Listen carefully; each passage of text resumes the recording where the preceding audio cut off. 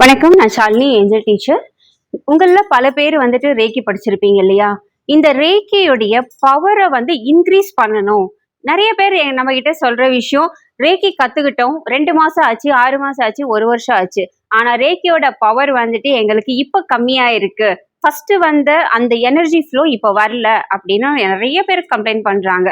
இப்ப என்னன்னா, அதாவது என்கிட்டன்னு இல்ல, வெளியிடங்களை படிச்சவங்களும் கொஞ்ச நாள் விட்டதுக்கு அப்புறம் அவங்க என்ன சொல்லுவாங்கன்னா, மேடம் நாங்க 10 வருஷத்துக்கு முன்னாடி பண்ணோம், இல்ல 5 வருஷத்துக்கு முன்னாடி பண்ணோம், 1 வருஷத்துக்கு முன்னாடி பண்ணோம், ஸோ இப்ப எனர்ஜி ஃப்ளோ இல்ல, அந்த மாதிரி மறுபடியும் பண்ணணும் அப்படின்னு கேட்பாங்க. ஸோ அப்படி இருக்கிறீங்க, நீங்களும் அந்த மாதிரி ஒரு ஸ்ட்ரகிள்ல இருக்கீங்க அப்படின்னா இந்த சிம்பிளை யூஸ் பண்ணுங்க. நான் சொல்ற இந்த சிம்பிளை யூஸ் பண்ணீங்கன்னா எகெயின் உங்களுடைய பழைய எனர்ஜி ஃப்ளோ தானாவே வந்துடும். அதுல first one fire serpent simple. So இந்த ஃபயர் சர்பன்ட் அப்படிங்கிறது என்ன செய்யும் அப்படின்னா, உங்களுடைய சக்ராஸை கம்ப்ளீட்டா ஓபன் பண்ணி கொடுக்கும்.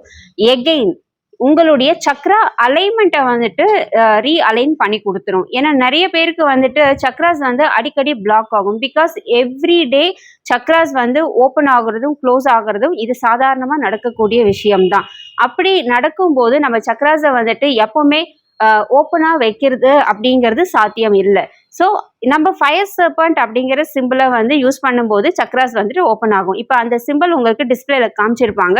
ஸோ இந்த சிம்பிளை, அதாவது அப் டு டவுன் வரைக்கும், அதாவது மேலிருந்து கீழ் வரைக்கும் அந்த ஸ்ட்ரோக்ல நீங்க வரைய வேண்டியதா இருக்கும். அப்படி வரைஞ்சீங்க அப்படின்னா, அதாவது உங்க தலைக்கு மேல இருந்து உங்களுடைய கை கீழே கால் எட்டுற தூரம் வரைக்கும் ஒரு தடவையோ 2 தடவையோ டிரா பண்ணினீங்க அப்படின்னா மறுபடியும் உங்களுக்கு அந்த பழைய ஃப்ளோ வந்துடும். தேங்க்யூ.